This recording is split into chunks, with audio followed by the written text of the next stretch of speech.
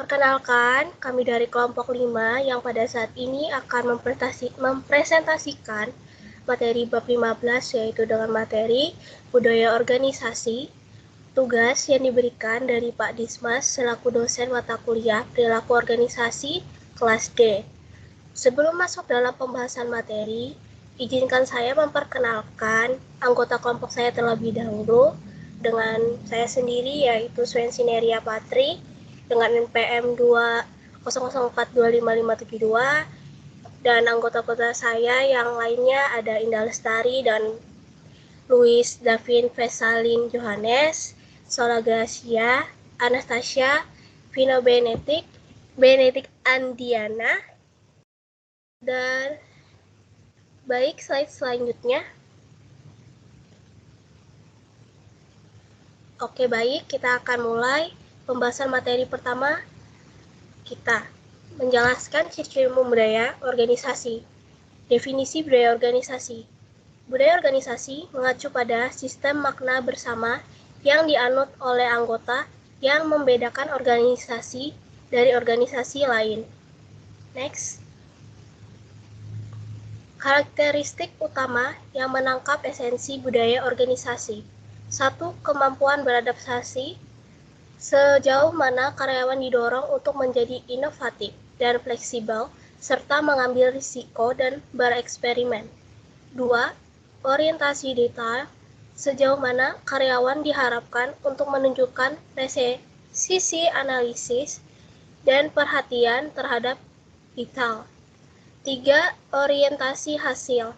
Sejauh mana manajemen berfokus pada hasil atau hasil daripada teknik dan proses yang digunakan untuk mencapainya. 4. Orientasi orang atau pelanggan. Sejauh mana keputusan manajemen mempertimbangkan efek hasil pada orang-orang di dalam dan di luar organisasi. 5. Kolaborasi atau orientasi tim. Sejauh mana aktivitas kerja diorganisir di sekitar tim daripada individu. Dan keenam, integritasi. Sejauh mana orang menunjukkan integritas dan standar etika yang tinggi dalam perkembangan mereka. Next. Budaya sebagai istilah deskriptif. Budaya berkaitan dengan persepsi karyawan tentang karakteristik budaya, bukan apakah mereka menyukainya. Inilah yang merupakan istilah yang bersifat deskriptif. Next.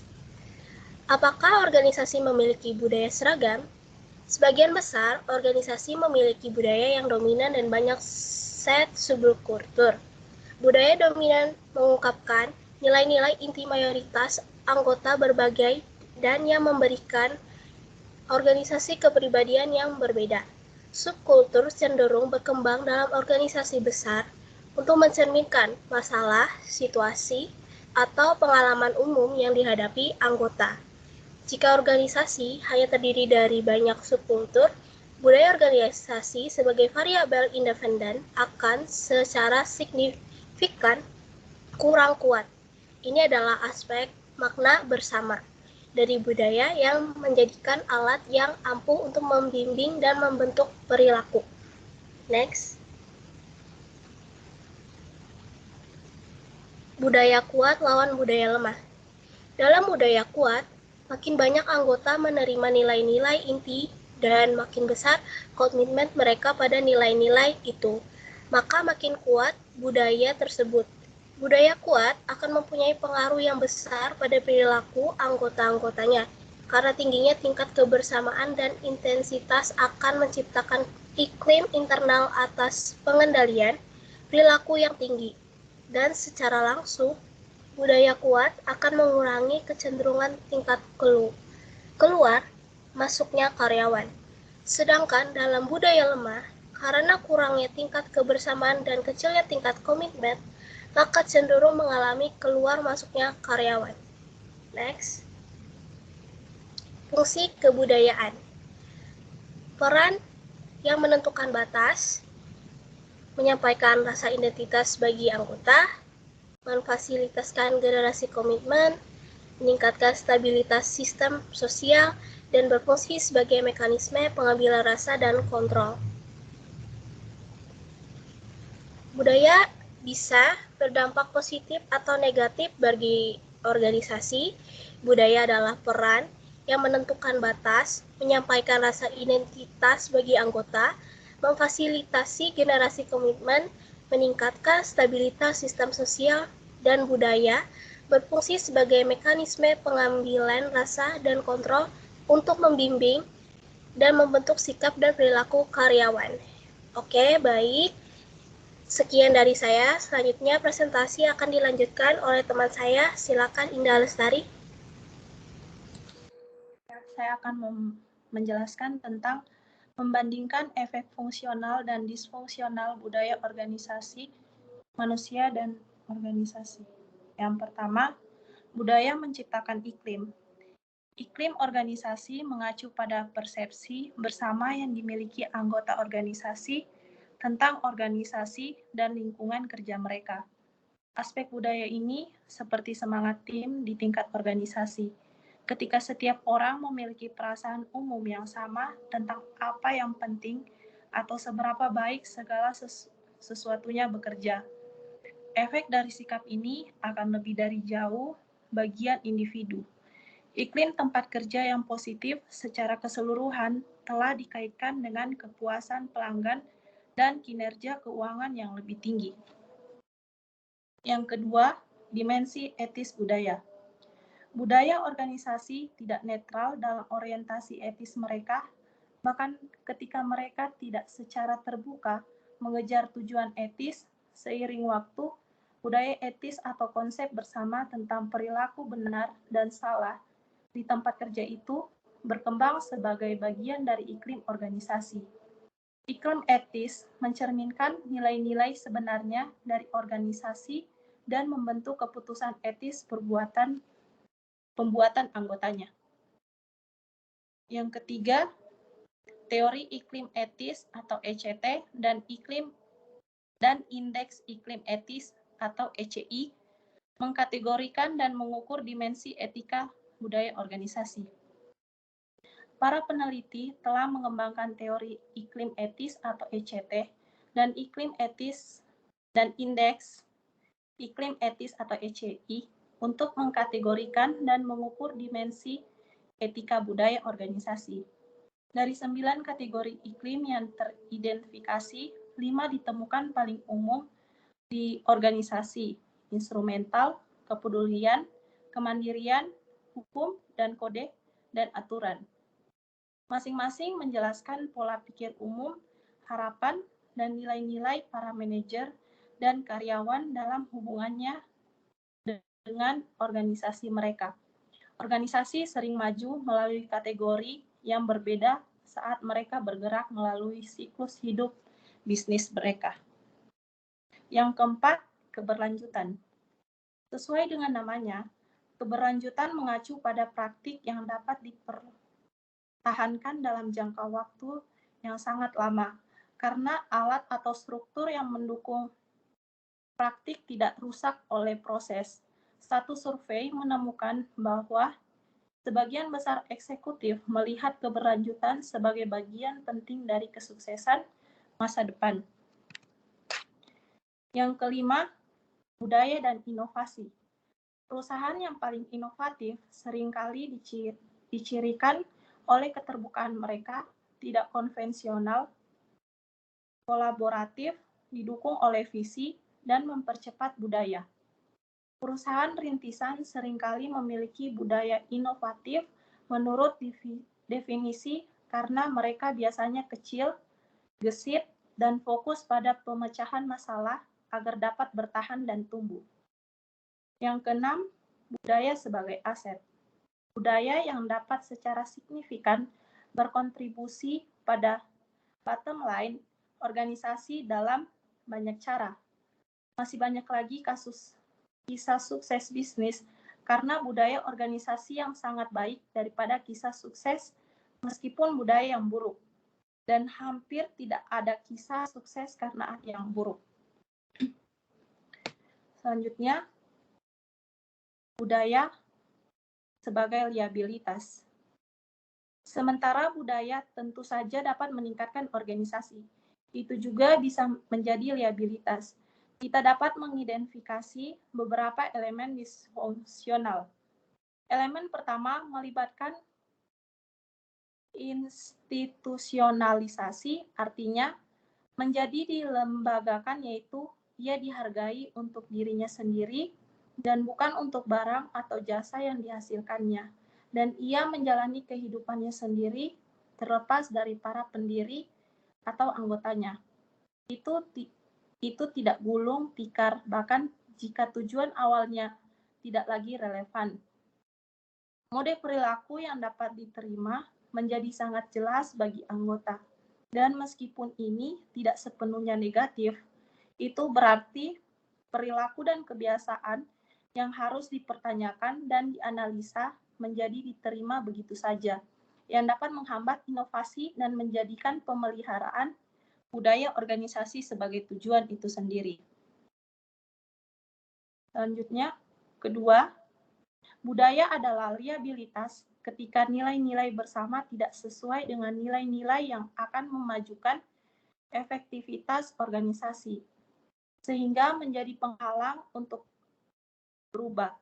Hal ini kemungkinan besar terjadi ketika lingkungan dinamis dan di mana terjadi perubahan yang cepat.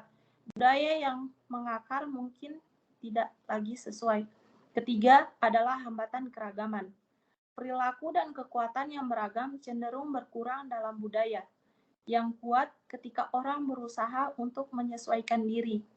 Budaya yang kuat dapat menjadi beban ketika mereka secara efektif menghilangkan kekuatan unik yang dibawa oleh orang-orang dari latar belakang yang berbeda ke dalam organisasi, atau ketika mereka mendukung bias institusional akan menjadi tidak peka terhadap orang-orang yang berbeda. Keempat, toksisitas dan disfungsi. Koherensi seputar negativitas dan sistem manajemen disfungsional dalam sebuah perusahaan dapat menghasilkan kekuatan ke bawah yang sama kuatnya. Misalnya penelitian pada 862 karyawan bank di sekitar 150 cabang bank besar di Amerika Serikat menunjukkan bahwa manajer cabang memodelkan gaya manajemen konflik yang kemudian membentuk budaya konflik di setiap cabang.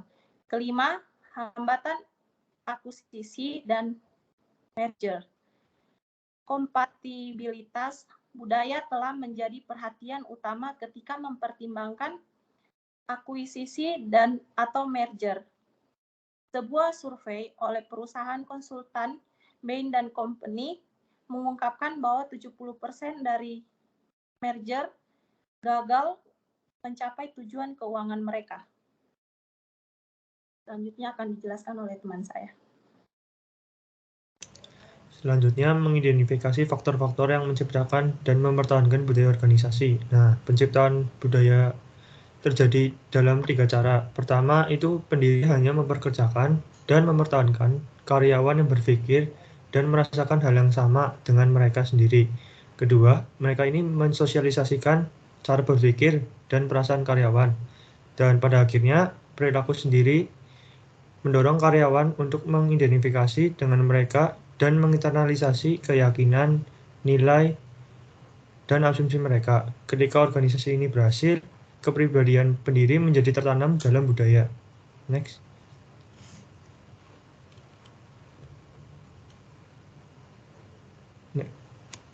Selanjutnya, ada berbagai cara untuk menjaga agar budaya ini tetap hidup. Yang pertama itu dengan cara seleksi.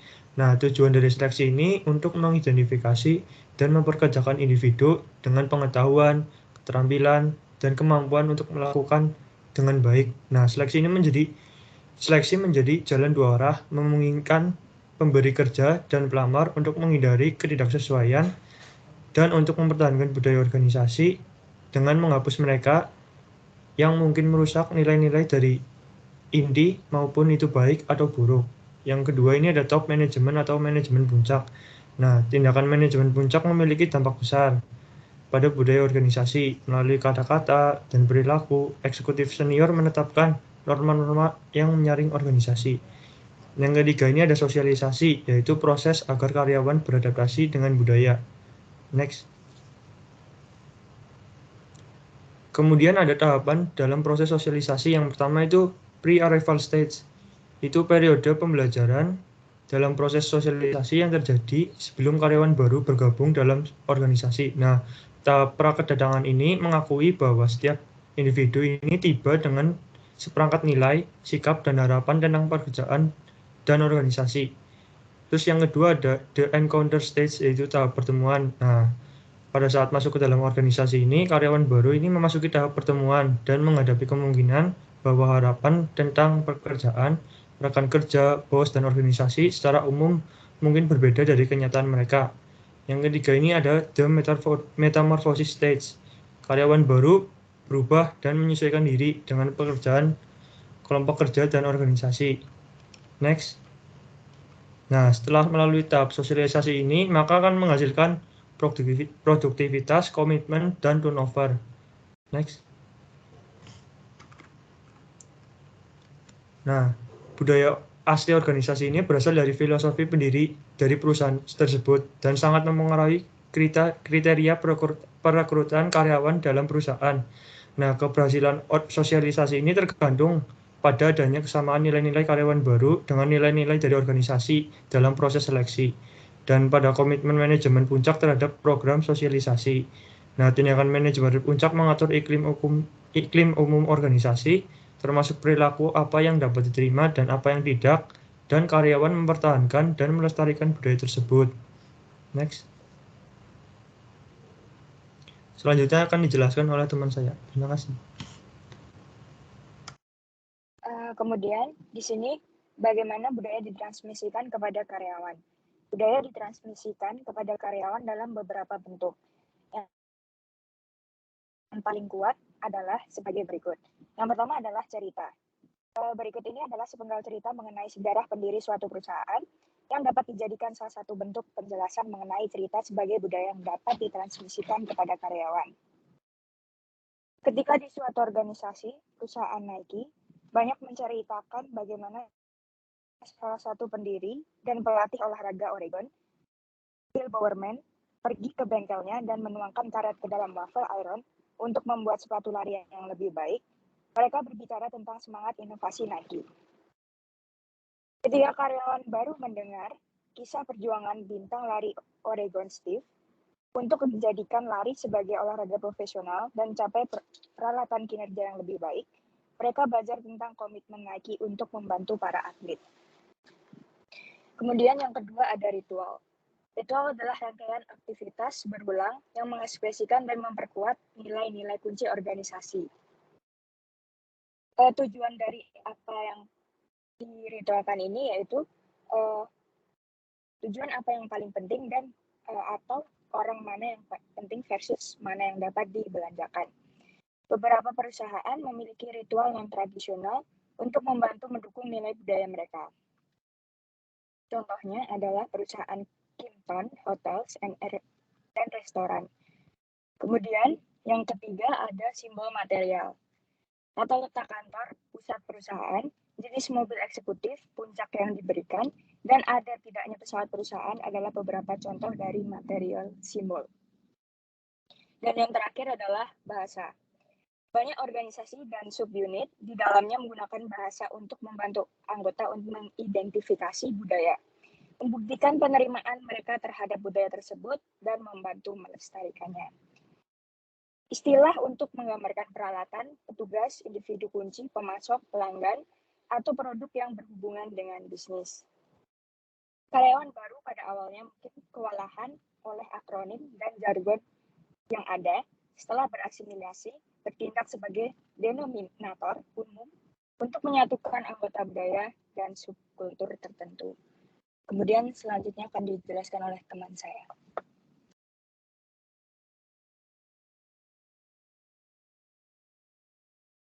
Saya akan melanjutkan tentang persamaan dan perbedaan dalam menciptakan budaya etis, budaya positif, dan budaya spiritual.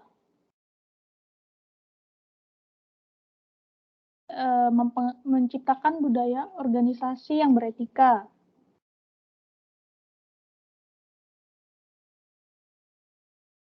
Prinsip yang harus diikuti para manajer untuk menciptakan suatu budaya yang lebih beretika. Yang pertama, menjadi panutan yang terlihat. Para pekerja akan melihat tindakan dari para manajemen puncak sebagai patokan atas perilaku yang layak, seperti mengirimkan sebuah pesan yang positif. Kemudian yang kedua, mengkomunikasikan ekspektasi yang beretika, meminimalkan ketidakjelasan dengan membagikan kode etik organisasional yang menyatakan prinsip dasar organisasi dan aturan etika yang mana para pekerja harus mematuhinya. Kemudian yang ketiga, menyediakan pelatihan yang beretika. Mengadakan seminar, lokakarya, serta program pelatihan untuk menegakkan standar etika organisasi, menjelaskan apakah praktik-praktik yang diperbolehkan dalam membahas mengenai dilema-dilema etis. Slide berikutnya.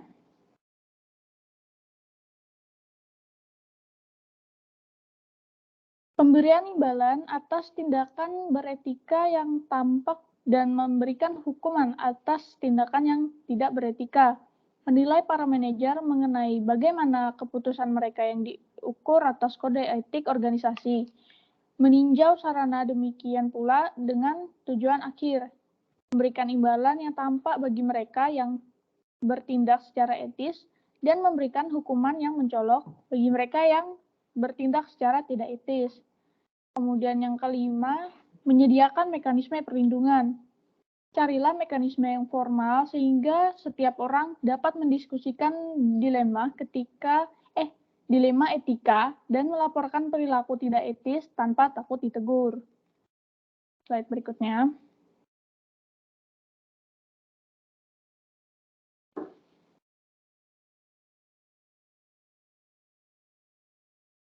Menciptakan budaya organisasi yang positif. Budaya organisasi yang positif adalah suatu budaya yang menekankan pada pembangunan kekuatan pekerja, memberikan imbalan yang lebih daripada memberikan hukuman, serta menekankan pada vitalitas dan pertumbuhan dari individu. Yang pertama, membangun kekuatan pekerja. Meskipun budaya yang positif tidak mengabaikan permasalahan, hal ini menekankan untuk memperlihatkan kepada para pekerja bagaimana mereka dapat mengkapitalisasikan kekuatan mereka. Tidakkah lebih baik berada dalam budaya organisasi yang membantu Anda menemukan kekuatan Anda dan mempelajari bagaimana memperbanyak kekuatan tersebut? Kemudian, memberikan imbalan yang lebih sering daripada memberikan hukuman. Meskipun sebagian besar organisasi secara memasang menitik beratkan pada pemberian imbalan secara ekstrinsik seperti misalnya gaji dan promosi. Mereka seringkali lupa dengan kekuatan dari pemberian yang sederhana dan murah seperti misalnya pujian. Slide berikutnya.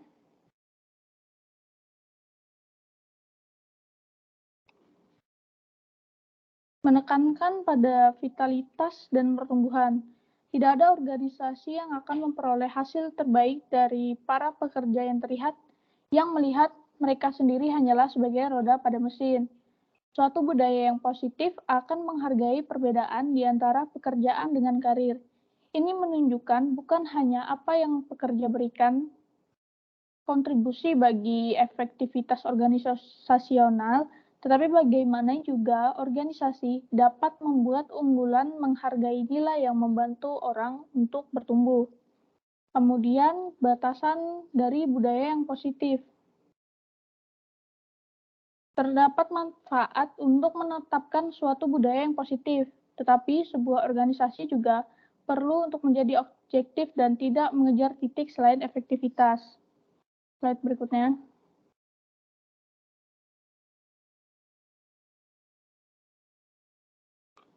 Budaya spiritual. Spiritualitas di tempat kerja bukanlah tentang praktik keagamaan yang terorganisir. Ini bukan tentang Tuhan atau teologi. Organisasi yang mendukung budaya spiritual mengakui bahwa orang berusaha menemukan makna dan tujuan dalam pekerjaan mereka dan keinginan untuk berhubungan dengan manusia lain sebagai bagian dari komunitas. Yang pertama ada karakteristik organisasi spiritual. Konsep spiritualitas tempat kerja mengacu pada diskusi kita sebelumnya tentang nilai, etika, motivasi, dan kepemimpinan. Meskipun penelitian masih baru, beberapa karakteristik budaya cenderung terlihat jelas dalam organisasi spiritual, seperti yang pertama, kebajikan. Organisasi spiritual menghargai kebaikan terhadap orang lain dan kebahagiaan karyawan dan pemangku kepentingan organisasi lainnya. Kemudian, rasa tujuan yang kuat. Organisasi spiritual membangun budaya mereka di sekitar tujuan yang bermakna. Meskipun keuntungan mungkin penting, itu bukan nilai utama. Kemudian ada kepercayaan dan rasa hormat. Organisasi spiritual dicirikan oleh rasa saling percaya, kejujuran, dan keterbukaan. Karyawan diperlakukan dengan harga diri dan nilai sesuai dengan martabat setiap individu. Kemudian ada keterbukaan pikiran. Organisasi spiritual menghargai pemikiran yang fleksibel dan kreativitas di antara karyawan. Sekian dari saya, akan dilanjutkan oleh rekan saya yang lain. Budaya nasional dapat mempengaruhi cara budaya organisasi diangkut ke negara lain. Next. Budaya organisasi seringkali mencerminkan budaya nasional. Budaya di Air Asia, maskapai penerbangan yang berbasis di Malaysia, menekankan keterbukaan dan persahabatan. Maskapai ini memiliki banyak pesta, manajemen partisipatif, dan tidak ada kantor pribadi, yang mencerminkan budaya Malaysia yang relatif kolektivistik. Budaya banyak maskapai penerbangan AS tidak mencerminkan tingkat informalitas yang sama. Jika sebuah maskapai penerbangan AS ingin bergabung dengan Air Asia, mereka perlu mempertimbangkan perbedaan budaya ini. Perbedaan budaya organisasi tidak selalu disebabkan oleh perbedaan budaya internasional. Salah satu tantangan utama penggabungan US Airways dan American Airlines adalah integrasi budaya kerah terbuka US Airways dengan budaya button down Amerika. Dalam hal ini, berarti jika ingin menggabungkan organisasi yang berbeda, budaya harus berani menerima tantangan dan harus saling menghargai budaya-budaya dari setiap organisasi yang ingin bekerja sama. Next. Menciptakan budaya organisasi multinasional. Hal ini dapat memulai perselisihan antara karyawan dari negara-negara yang secara tradisional bersaing. Contohnya adalah ketika bank-bank Swedia, Norwegia, Finlandia, dan Denmark bergabung untuk membentuk Nordea Bank AB. Stereotip yang dipegang berbagai karyawan berdasarkan hubungan historis negara-negara tersebut menciptakan ketegangan. Karena hubungan historis antar negara sangat memegang peran penting jika ingin melakukan penggabungan budaya organisasi. Meskipun organisasi terus berjuang dengan budaya multinasional, keberhasilan yang telah dinikmati dapat dikaitkan dengan perhatian yang terutama terhadap perbedaan nasional. Next. Ketika organisasi nasional berusaha mempekerjakan pekerja dalam operasi dari luar negeri, manajemen harus memutuskan apakah akan menstandarisasi banyak aspek budaya organisasi.